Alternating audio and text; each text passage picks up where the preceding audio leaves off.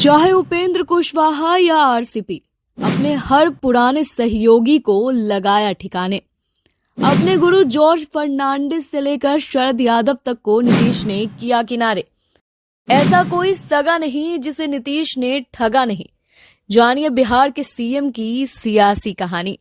George Fernandes, Sharad Yadav, Digvijay Singh, Upendra Kushwaha, RCP Singh और ललन सिंह।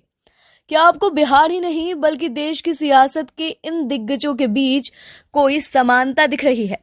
अगर नहीं समझ पा रहे हैं तो हम बताते हैं। ये वो लोग हैं जिन्होंने नीतीश कुमार की उनके मुश्किल समय में मदद की, उन्हें केंद्रीय मंत्री से लेकर बिहार के मुख्यमंत्री की कुर्सी तक पहुंचाया। लेकिन जैसे ही मौका मिला, नीतीश कुमार ने इन सब को ठिकाने लगा दिया। शायद तभी लालू यादव से लेकर तेजस्वी यादव कभी लगातार कहा करते थे, ऐसा कोई सगा नहीं जिसे नीतीश ने ठगा नहीं। बिहार के मुख्यमंत्री नीतीश कुमार के राजनीतिक जीवन को संवारने में अगर किसी ने सबसे अहम भूमिका निभाई थी तो उस राजनेता का नाम जॉर्ज फर्नांडिस था। दरअसल नीतीश का राजनीतिक करियर तब परवान पर पहुंचा जब वो जॉर्ज के साथ आए। 1994 में जॉर्ज की अगुवाई में तत्कालीन जनता दल के 14 सांसदों ने विद्रोह कर दिया था। ये वो समय था जब बिहार के मुख्यमंत्री लालू प्रसाद यादव के खिलाफ थे। जॉर्ज के साथ विद्रोह करने वाले सांसदों में नीतीश कुमार भी शामिल थे। जॉर्ज के नेतृत्व में अलग हुए सांसदों ने पहले जनता दल जॉर्ज बनाया और फिर नई पार्टी बनी जिसका नाम समता पार्टी रखा गया। 1994 में बनी समता पार्टी के अध्यक्ष जो जॉर्ज फर्नांडिस खुद थे, लेकिन सारे फैसले लेने का अधिकार नीतीश कुमार को सौंप दिया था। नीतीश को मुख्यमंत्री पद का दावेदार बनाकर 1995 में समता पार्टी ने चुनाव लड़ा था, लेकिन ऐसी बुरी हालत हुई कि नीतीश औंधे मुंह गिरे। 1995 के उस विधानसभा चुनाव में समता पार्टी ने आईपीएफ नाम की पार्टी से तालमेल किया था। वही आईपीएफ अब सीपीआई यानी माले के नाम से जानी जाती है। 1995 में बुरी हार के बाद जॉर्ज फर्नांडिस के रणनीति बदल गई। वे समता पार्टी को भाजपा के करीब ले गए। 1996 में भाजपा और समता पार्टी का तालमेल हो गया। ये तालमेल तब रंग लाया जब 1998 के लोकसभा चुनाव में भाजपा ने अपने सहयोगी दलों के साथ केंद्र में अटल बिहारी वाजपेयी के नेतृत्व में सरकार बना लिया। 1998 के लोकसभा चुनाव में समता पार्टी ने 12 संसदीय सीटों पर जीत हासिल की थी। इसमें 10 बिहार के तो 2 उत्तर प्रदेश के थे। वहीं 1998 में जब केंद्र में अटल बिहारी वाजपेयी की सरकार बन रही थी तो जॉर्ज फर्नांडिस ने अपने प्रभाव और वाजपेयी जी से दोस्ती का इस्तेमाल कर नीतीश कुमार को कैबिनेट का मंत्री बनवाया था। समता पार्टी के पास तब सिर्फ 12 सांसद थे और सांसदों की संख्या के आधार पर उसे केंद्र सरकार में एक कैबिनेट और एक राज्य मंत्री का पद मिलना था। लेकिन उस समय के एनडीए के संयोजक जॉर्ज ने न सिर्फ नीतीश कुमार को कैबिनेट मंत्री बनवाया बल्कि रेल जैसा अहम मंत्रालय भी दिलवाया था। रेल मंत्री बनने के बाद ही नीतीश कुमार की लोकप्रियता बढ़ी और वो मुख्यमंत्री पद के लिए गंभीर दावेदार भी साबित हो गए। वहीं 2000 के विधानसभा चुनाव में जब बिहार में त्रिशंकु विधानसभा बनी तो जॉर्ज ने ही भाजपा से कहकर नीतीश को मुख्यमंत्री बनाने पर राजी मनवाया था। उस चुनाव में भाजपा को समता पार्टी से ज्यादा सीट आई थी, लेकिन जॉर्ज के दबाव में नीतीश को मुख्यमंत्री बनवाया। 2000 में नीतीश कुमार 7 दिनों के लिए बिहार के मुख्यमंत्री बने थे, लेकिन बहुमत के लायक विधायकों की संख्या नहीं जुटा पाए, लिहाजा उन्हें इस्तीफा देना पड़ा। जिस जॉर्ज के दम पर नीतीश की राजनीति चमकी, वही जॉर्ज बाद के दिनों में नीतीश कुमार की आंखों में खटकने लगे थे।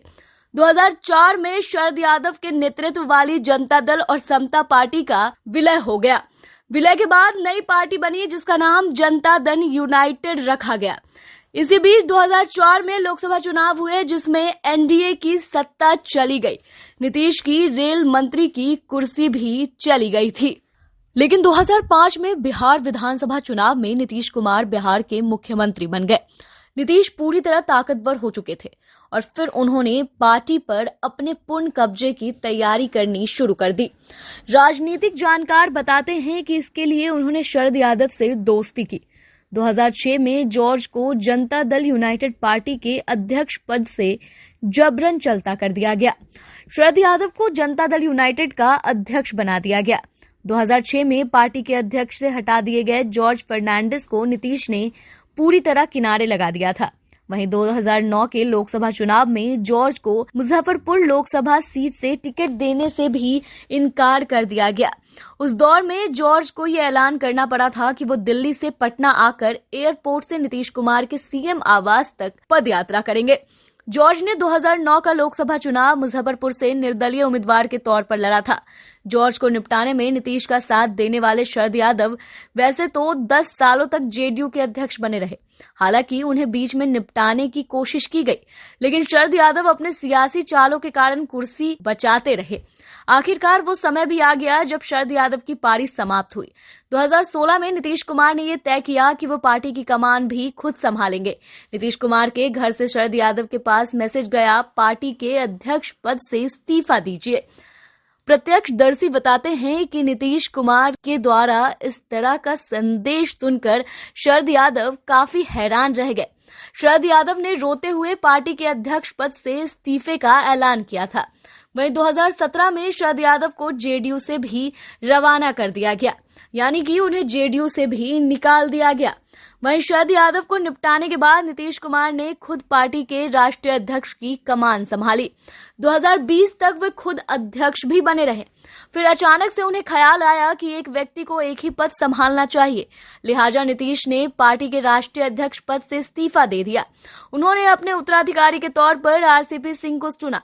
आईएएस अधिकारी रहे आरसीपी सिंह तब से नीतीश कुमार के साथ जुड़े थे जब से नीतीश केंद्र में मंत्री बने। वो केंद्र सरकार में नीतीश कुमार के आपात सचिव थे। नीतीश कुमार जब बिहार के मुख्यमंत्री बने तो उनके प्रधान सचिव बन गए। वहीं 2010 में नौकरी से इस्तीफा देकर राज्यसभा सांसद बने आरसीपी सिंह लगभग 3 दशकों तक नीतीश कुमार के साथ साये की तरह रहे। 2020 में नीतीश कुमार ने उन्हें अपना उत्तराधिकारी बनाया और पार्टी का राष्ट्रीय अध्यक्ष भी बनाया। लेकिन 2021 में जब नरेंद्र मोदी सरकार का मंत्रिमंडल विस्तार हुआ और बीजेपी ने साफ मैसेज दिया कि वो जेडीयू कोटे से सिर्फ आरसीपी सिंह को मंत्री बनाएगी, तो नीतीश कुमार की नजरों में आरसीपी सिंह भी खटकने लगे। पहले उन्हें राष्ट्रीय अध्यक्ष पद से हटाया गया, फिर 2022 में उन्हें राज्यसभा भेजने से मना कर दिया गया। वहीं आरसीपी सिंह को केंद्रीय मंत्री पद से इस्तीफा देना पड़ा, फिर उन्हें पार्टी से भी बाहर का रास्ता दिखा दिया गया। आरसीपी सिंह के बाद राष्ट्रीय अध्यक्ष बनाए गए ललन सिंह शायद जॉर्ज, शरद और आरसीपी के हश्र को भूल गए थे। 37 सालों से नीतीश के साथ रहने वाले ललन सिंह ये भूल गए कि उन्हें भी उसी तरह से निपटा दिया जा सकता है। यही भूल उनके लिए भारी साबित हुई। ललन सिंह निपटा दिए गए। पहले के वाक्य बताते हैं कि अगला कदम ललन सिंह के पार्टी से बाहर जाने का हो सकता है। ये तो पार्टी के राष्ट्रीय अध्यक्षों का हाल था, लेकिन नीतीश के मारे लोगों की लिस्ट बड़ी लंबी है। उपेंद्र कुशवाहा जैसे नेता इसके उदाहरण हैं। 2005 के विधानसभा चुनाव में जब नीतीश कुमार ने कुशवाहा वोटरों का लगभग पूरा वोट बटोर लिया था, तो उसमें उपेंद्र कुशवाहा की बड़ी भूमिका थी।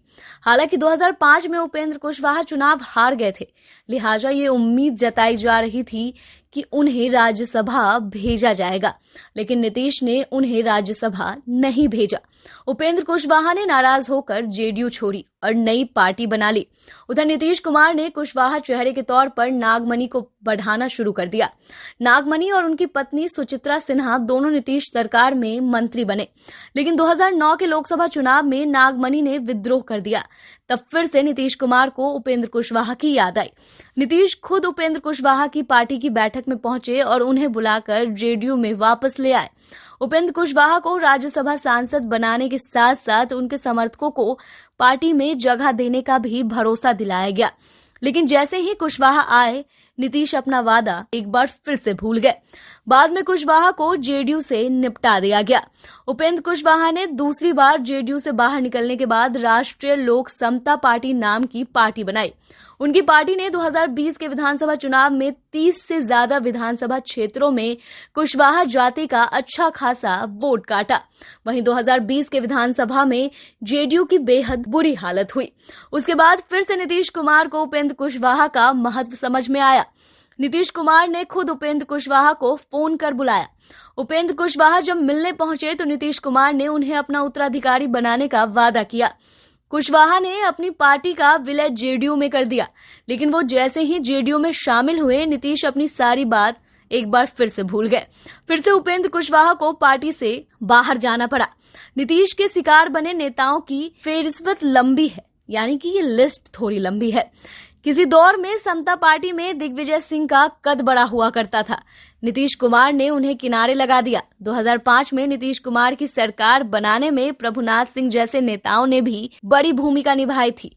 वो भी मौका मिलते ही निपटा दिए गए। यानी कि नीतीश कुमार निपटाने में भी माहिर हैं और खुद पलटने में भी माहिर हैं। यानी कि नीतीश कुमार जिधर का पलड़ा भारी देखते हैं उस तरफ झुक जाते हैं, और जिधर देखते हैं कि अब इधर मतलब नहीं, इनसे काम निकल गया, उनको टाटा बाय बाय कर देते हैं, उनकी तरफ देखना ही भूल जाते हैं। कुछ ऐसे हैं हमारे बिहार के मुख्यमंत्री नीतीश कुमार। लेकिन सवाल ये कि ऐसे कब तक राजनीति कर पाएंगे। इस वीडियो में इतना ही। बाकी की तमाम वीडियो के लिए बने रहे हमारे साथ। धन्यवाद।